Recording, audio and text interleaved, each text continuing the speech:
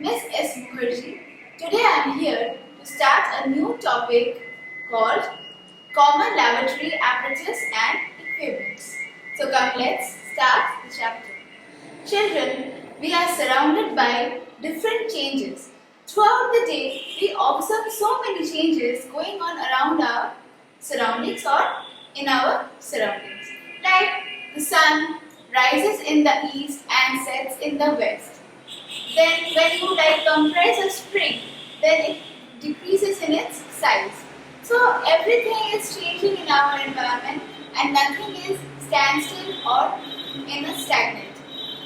So children, science is such a subject that it always tries to explain these changes with the help of certain experiments, and then it tries to draw certain conclusions to verify these facts. And chemistry, being a branch of science, is also based on observations and experiments. In chemistry, we try to observe what are the changes that a matter or any substance undergoes when it reacts with other substances. Then we try to draw some inferences or results, and then we try to conclude the different reasons for certain changes. So, these experiments that we perform, these are performed in a special room or special area that we call the chemistry lab. So, a chemistry lab is a place where we perform certain experiments with the help of certain tools and apparatus. These tools and apparatus are called the common lab equipments or apparatus.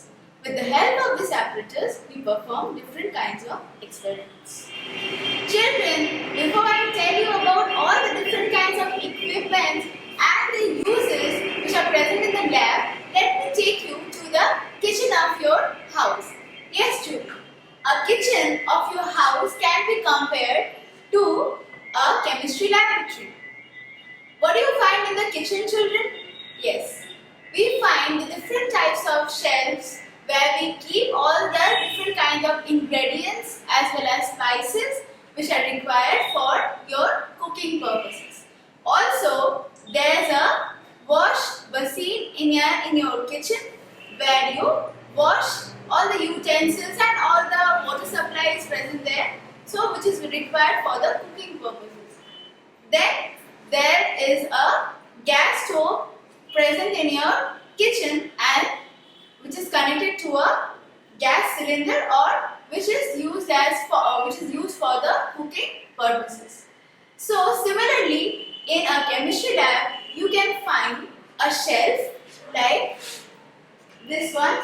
You can see all the different types of chemicals are kept here.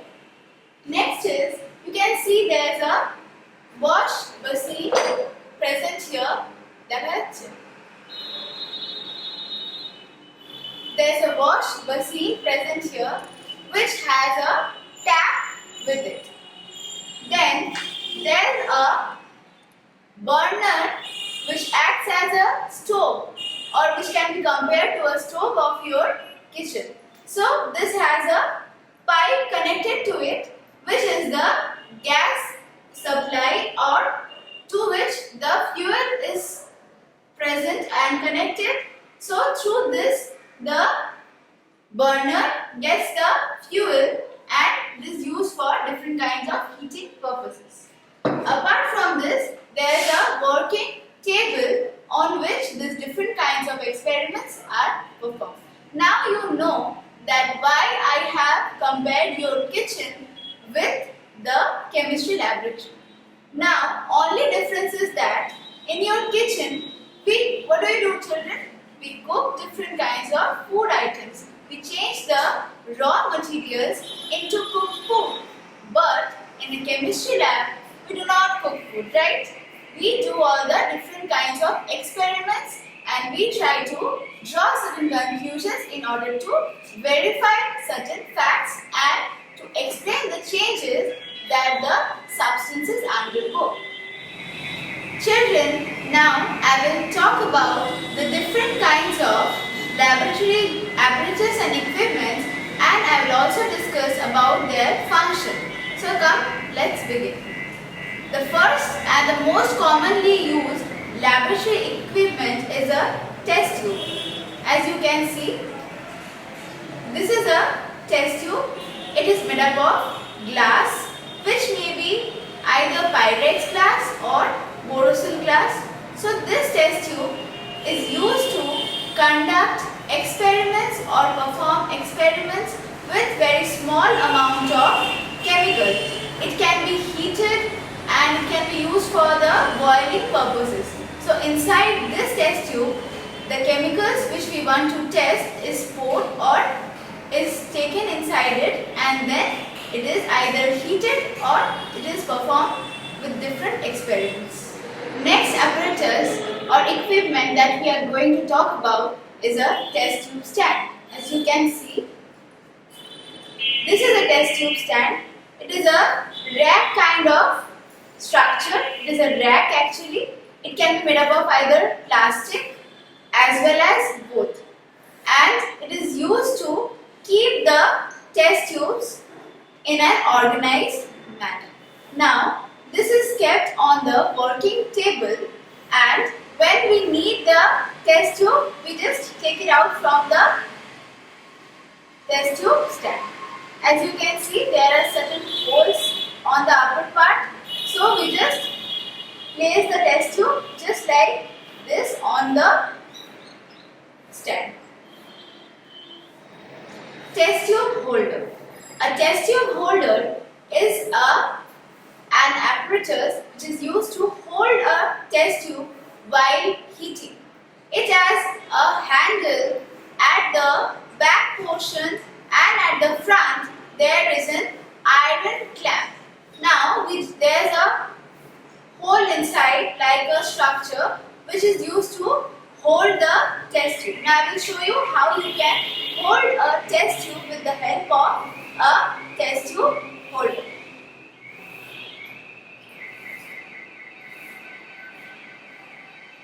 This iron stand actually is adjustable, and you can adjust the size of the clamp according to the size or the width of the test tube.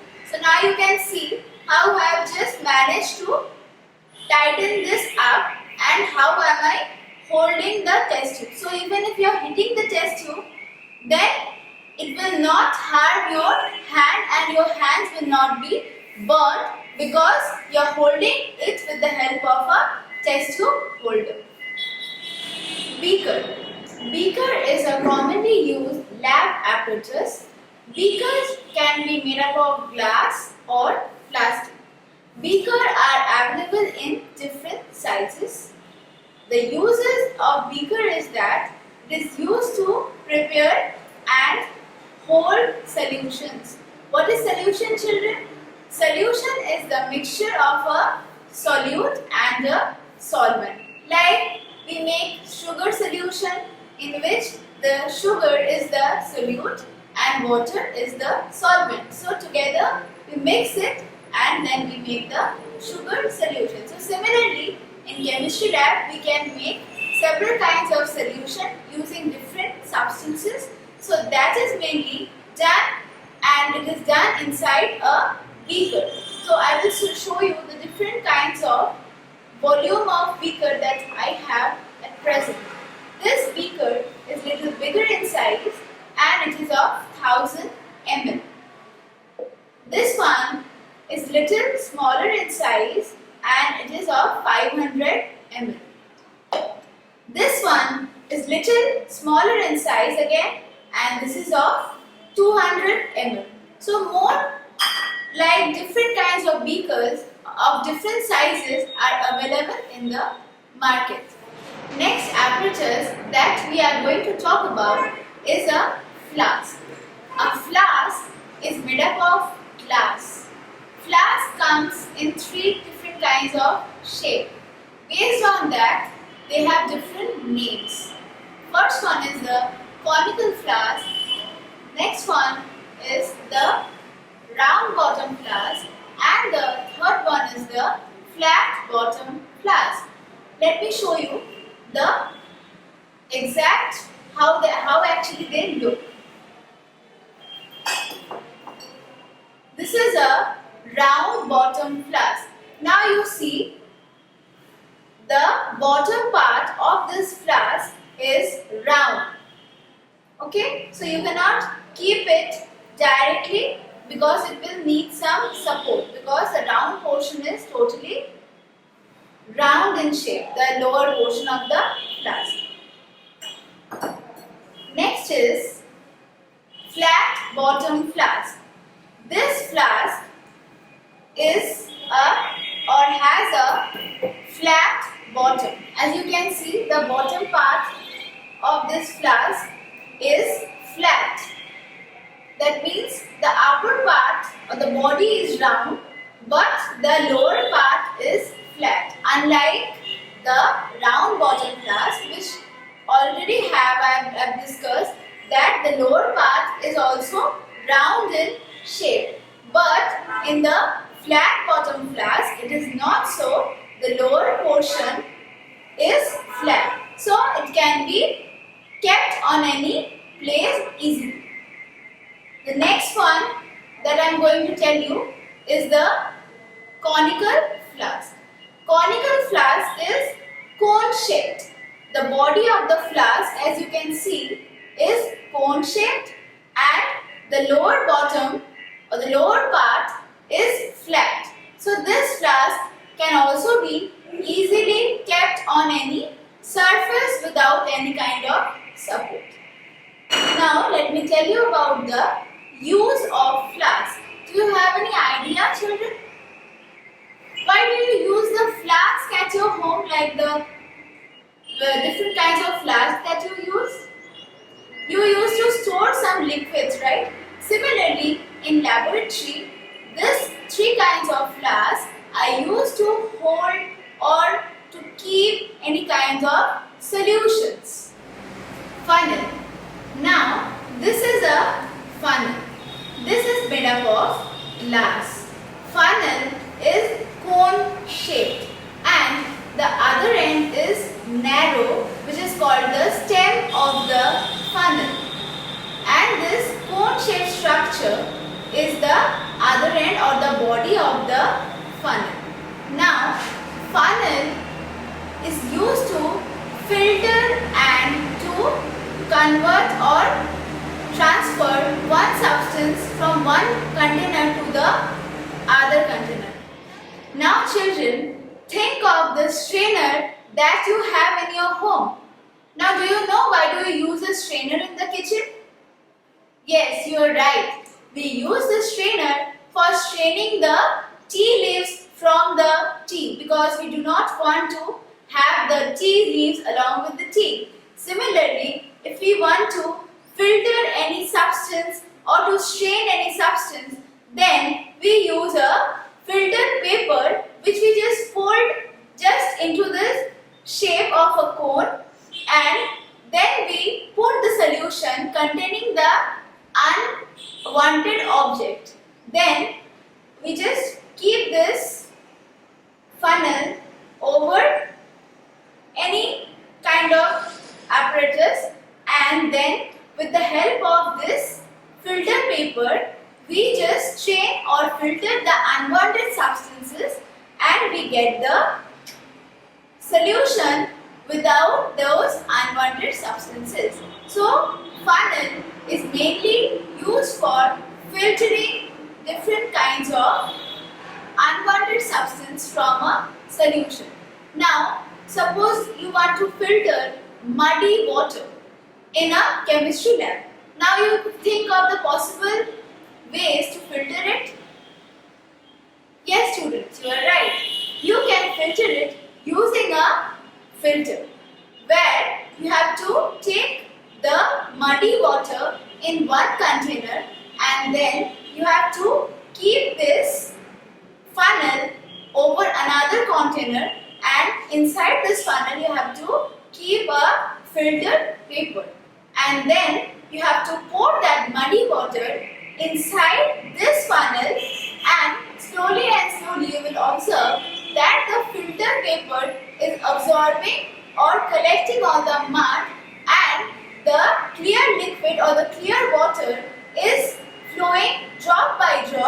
into the representative or the required apparatus. Evaporating dish. Evaporating dish is made up of porcelain. Porcelain is a material that we obtain by heating clay at a very high temperature, and that substance is very important and very good for the chemistry laboratory because it can withstand high temperature. That means if you heat that material to very high temperature, then that will not cause any kind of damage to the apparatus. So this evaporating dish is a bowl-shaped apparatus which is made up of porcelain. What is the function or the use of this? This is used to evaporate the different kinds of solutions in order to increase its concentration. The next thing that we will talk about is a wire gauze. And a wire gauze is a mess of wires of iron.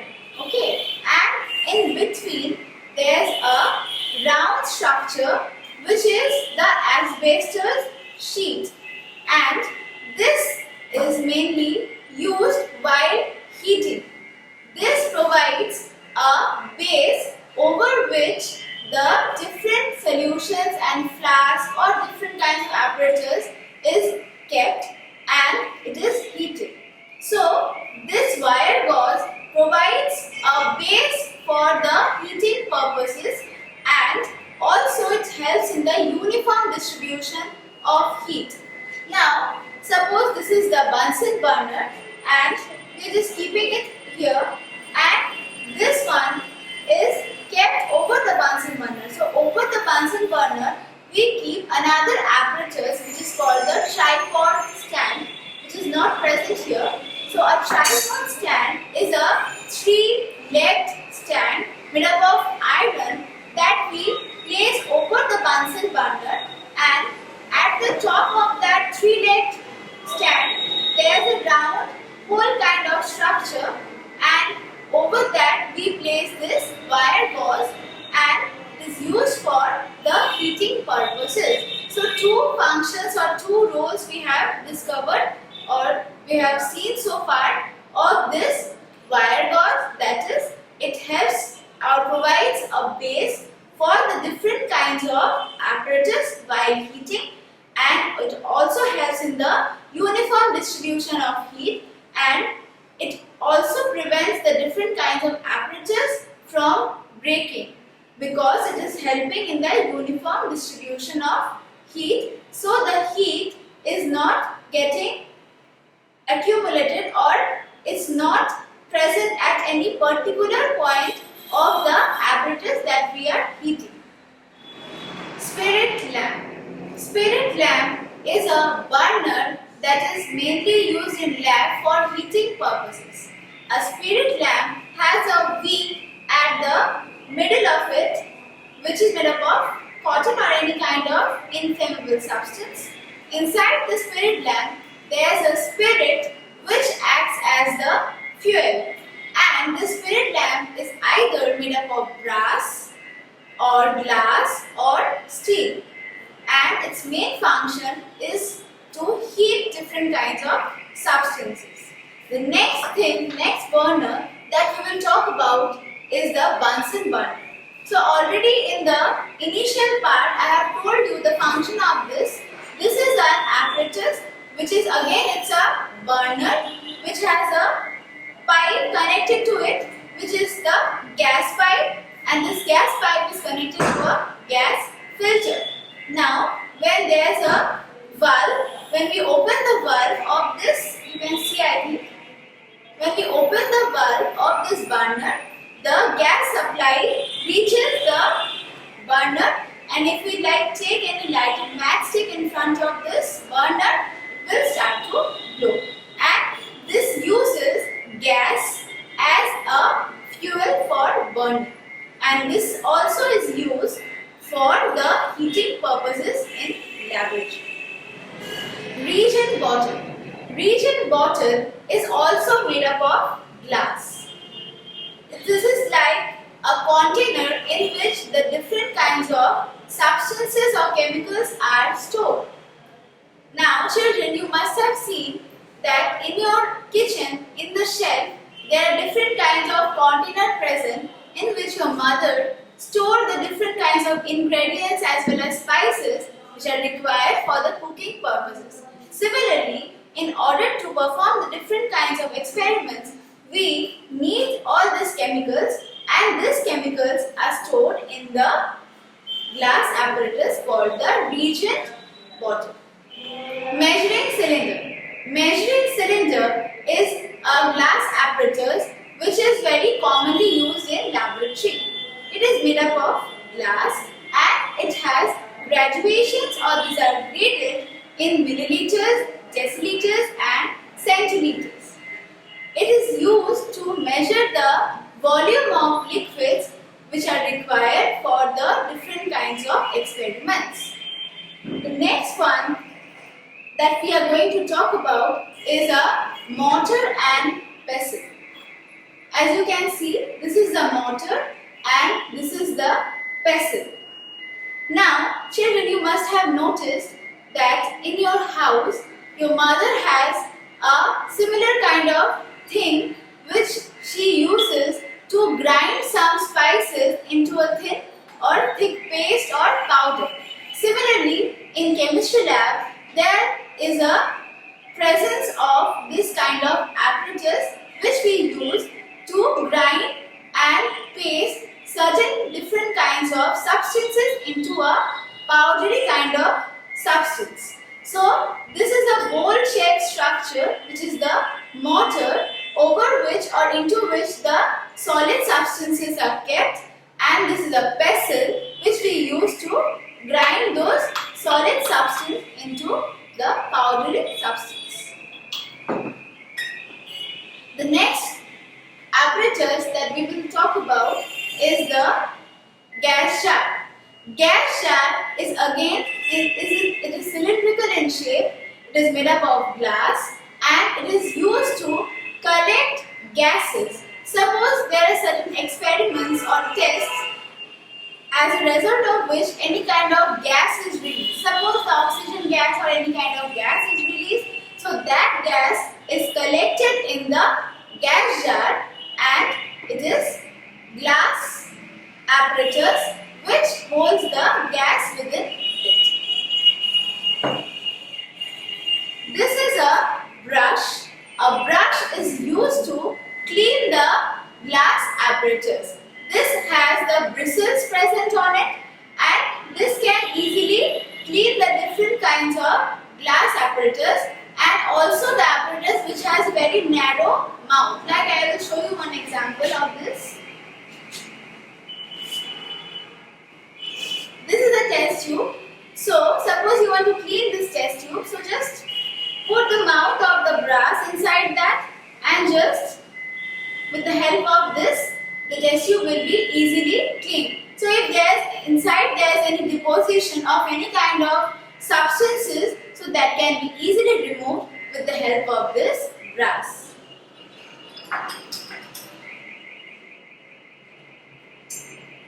Next thing we will talk about is a glass rod. A glass rod is a narrow, thin glass rod. Glass rod is a stick made up of glass. This is used to stir any kind of solution. This is used to dissolve any kind of solid into any liquid, and by stirring it with the help of glass rod, this process speeds up and that gets easily dissolved in the liquid. Watch glass or the petri dish, this is made up of glass, and this too apparatus is used for evaporating very small amount of liquids. The next thing that we will talk about is a crucible. A crucible is also made up of porcelain like the mortar and pestle, and this is used to heat certain substances to very high temperature. This is a spatula and a small round structure at the front which we use to take certain amount of solid substances into this. So this is used to hold the chemical in a very small quantity. Thistle funnel. Thistle funnel is also made up of glass. It has a round reservoir or bulb-like reservoir at the top in which any kind of liquid is collected, and at the bottom there is a stem and there is a stopper kind of structure at the middle of the apparatus. So this stopper acts as the stopper or the knob of the tap, and it actually controls the flow of the liquid stored in the bulb-like structure. So this apparatus helps in the controlled flow or flow of liquid in any container in a controlled manner. Dropper. A dropper is also made up of glass, but the other end is fitted with a rubber kind of substance which we press in order to suck any kind of liquid inside the dropper. And this dropper is used to transfer liquid drop by drop from one container to another. It can also be used to transfer liquids or chemicals from one container to another container. So children, now I guess you know what are the different types of commonly used lab apparatus and as well as their uses. So you must have observed that while I was telling you about the materials the different kinds of apparatus were made up of, I was mentioning the word glass again and again. That is because most of the substances of this apparatus are made up of glass. So can you give me some possible reasons behind that? I guess no, right? That is because glass can withstand very high temperature. That is because glass can withstand very high temperature. That means when you heat any substance made up of glass to a high temperature, it will not break and it will be intact. Also, glass is a transparent substance, so whatever is happening inside the apparatus can be easily visible and you can easily see that whatever thing is happening inside the glass apparatus. Thirdly, glass apparatus is non-reactive. So if you keep any chemical in glass, it is not going to react with the glass. That is why glass is so preferred over any other kind of materials in the laboratory. So all the different kinds of apparatus that we see are mainly made up of glass. There is another special kind of glass called the Pyrex glass. If we heat Pyrex glass to a very high temperature, it will not break. That is because it can also withstand a very high temperature. Precautions to be taken in the lab. You need to know the different precautions that you should follow when you are present in a lab. The first thing is that when entering the lab, you should always wear an apron or a lab coat, because if you are heating any chemical and that gets on your body or spills on your body, a lab coat is always going to protect you from that injury or harm that might have occurred or might occur due to the spilling of the chemical on your body. Next thing is, you should never work alone in a laboratory. You should always follow your teacher's instruction. While heating any chemical in a test tube, never point the chemical or never point the test tube towards your fellow classmates or towards yourself or towards your teachers. Do not ever taste any unknown substance or smell any unknown gas in the lab, because that can be fatal to your health and to your body. In case of any burn or injury, Immediately rush to the wash basin and wash your hand and immediately report to your teacher. After finishing or after you have finished doing an experiment, wash your hand with soap and water.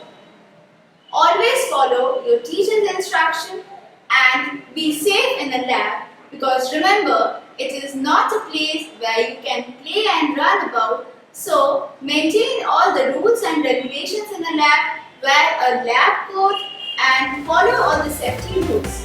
Thank you.